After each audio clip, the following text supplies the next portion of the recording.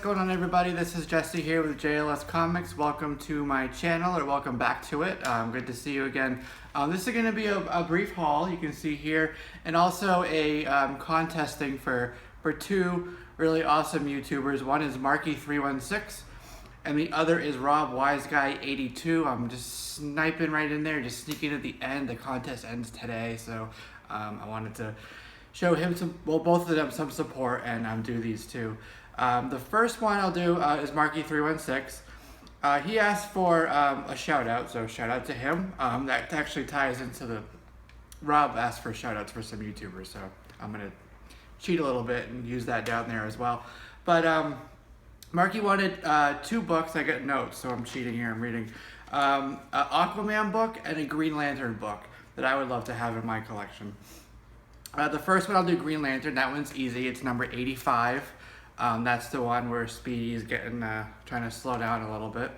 I think that would go well with another book that I have in my collection, which is the Iron Man Demon in a Bottle issue. Those would be nicely paired together. You know, that's just me being a little morbid there. And then Aquaman, actually, the one that I want is a really iconic classic cover by Mike Sekowsky, who is, in my opinion, a very underrated artist. You know, when you think of his era in the Silver Age, you think of the Jack Kirby's and whatnot, and, you know, Fantastic Four #1, iconic classic Jack Kirby cover.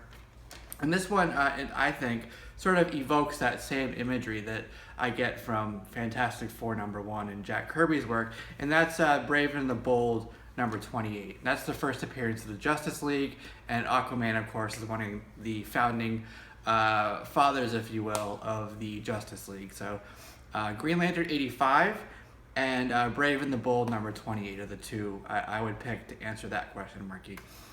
So there you go. And that's what he was looking for that. And then RobWiseguy82, also an awesome YouTuber. Shout out to you, buddy. Doing good things with the channel. You can add me, hopefully, to the contest list.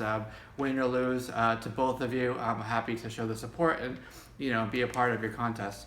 So he asked for the favorite beer. Right now, I don't drink beer, actually. I think that my worst vice right now is going to be my sodas. Love my Coke Zeros. All right, but when I did, I really like Magic Hat number 9. Good drink to drink. It was nice. The book that got me into comics, I wanted to get this in. I got a bunch of boxes I would have to look for, and I was afraid to miss the deadline, so I'm just going to say these without actually showing the book, okay? And that was West Coast Avengers Annual number 2. It was a follow-up. I actually put a post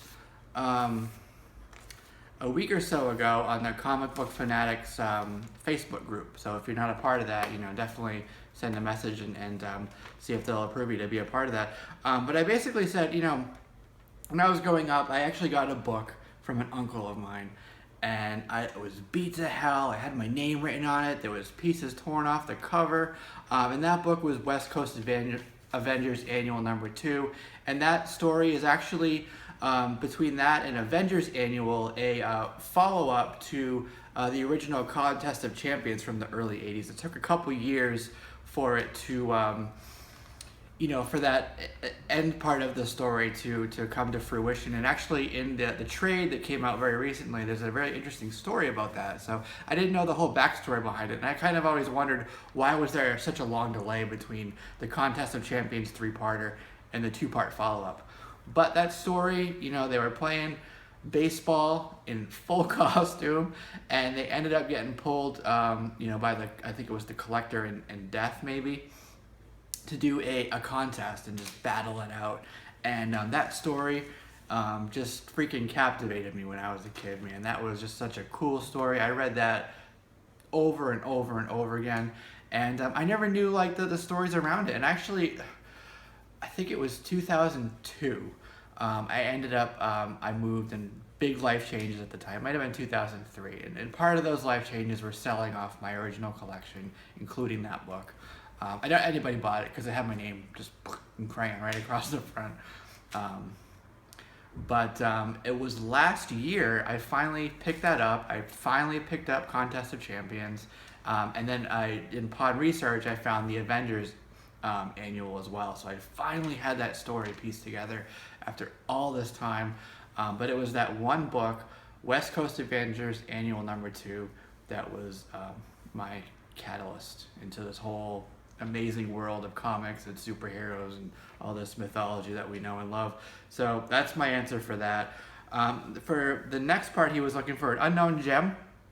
And I'm going to say there's a new Vampirella series by Dynamite that either started or it's about to start very recently. And Vampirella has a very, I wouldn't say maybe a wide following, but the followers that she does have, the fans that she does have, are just rabid fans. They'll just get anything of her. So I think that story for those particular collectors is going to be definitely a must have in the collection. So Vampirella, #1, and Dynamite Entertainment is that one. 3 shout outs. Like I said, I was going to cheat a little bit. I'm giving you Marky316. I'm going to shout out JLSComics, very cool channel. Lots of hauls, very up to date on that. And he does something with the Comic Booked channel as well. And my third shout out is going to be Sleepy Reader 666.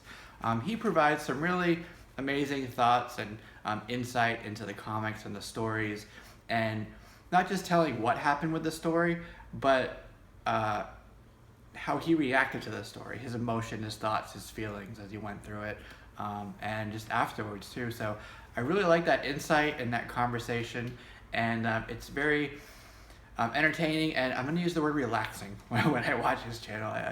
I enjoy it quite a bit. So. Alright, so now that I got the talking out of the way, I can switch over to this point of view, when I can talk about the books I got. So thanks once again, one last time, to RobWiseguy82 and Marky316 for having the contests. So this is a couple of books that I picked up recently. This is Amazing Spiderman #151, nice 25-cent cover. It's one of the most, in my opinion, iconic covers of the Bronze Age. This is by Len, and I don't know if it's, and help me out here, let me know down in the comments, spell it out phonetically. Is it Len Wein or Len Wein? But it's a nice book. It's probably a good 4.5, 5, I would say. There's a bunch of ticks along the spine, but I have to say, I usually like really good condition books, but I kind of like how it looks. Makes it feel authentic. I don't know how to describe it, but I like this particular book in the condition it's in, even though it's, say 4.5. So, very classic cover. This is actually an homage to, I think it's Amazing Spider-Man 33. So, there you go. So there's that one. Next is a couple modern books. This is Avengers Standoff Assault on Pleasant Hill Alpha #1. And this is by Jay Fawcett. It's the Gwenpool party variant. And this one actually says Gwenpoodle. There's a black and white sketch version of this as well, and that one I believe says Deadpool on it. So other than the color differences, there is that slight variation to it as well. And that was a 1 per store. This one is, I don't know if there was any ratio to it, but it is a variant for this standoff event that just started. Next we have Deadpool #8. This is the Women of Power variant. This is Female Appreciation Month or something like that, so they're doing a lot of Women of Power covers. There's some other cool ones coming up, like the Wolverine, Spider-Gwen by Lou Pacino. Hopefully I'll get that one signed soon. But this one is, I guess, the second cover appearance of Gwenpool 2099, so good book. Haven't seen a lot of it, so I think this will be a book that is in demand should Deadpool 2099 take off. But at this point, it's kind of flown under the radar, so pick this up if you find it. Would be my recommendation. Then we have Deadpool #8 again.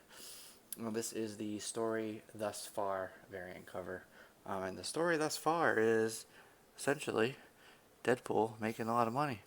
But you can see all on the dollar bills, you got all the mercs for the money, and some people from his past there, and then Massacre is on a Banco de Mexico $20,000 bill. So creative. Alright, cool. And then you got what's his face in the background there? The baddie. So there's that. This is New Mutants Annual number 14. This is very important if you're a Magic fan. A very important book. And let me know if you think I paid too much for this. It was $35 for this book. Still need a board for it. Think that's a lot? Okay, maybe I should clarify. It was 35 cents that I paid for this. I can't usually ever find this, and I cruise through the New Mutants bin, and don't ever find it. It skipped. So not only did I finally find it, but I found it at a 35-cent price. So pretty cool there. The next book, it's actually a trade, and I got this on recommendation from two people. It was on two different live streams. One was for TiVo, Lords of the Long Box. It was Dark Side Jedi. And then the other was on Comic Book Fanatics live stream, which was a few days later. Big E's Comics recommended it.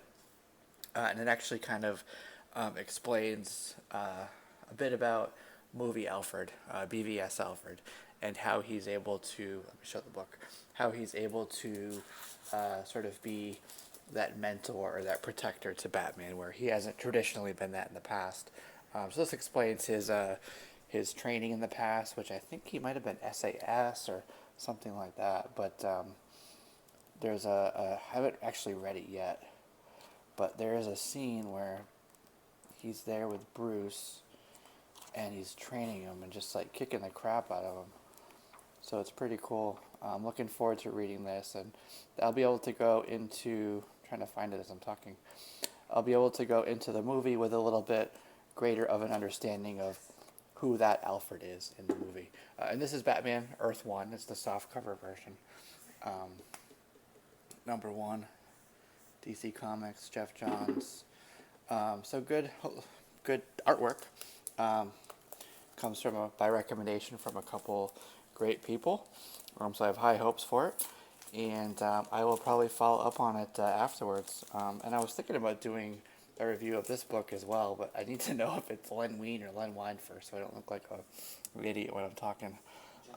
But that's what I have for you. Like, comment, share, comments down below. Don't forget to subscribe if you haven't done so already, and I will see you guys soon. Peace.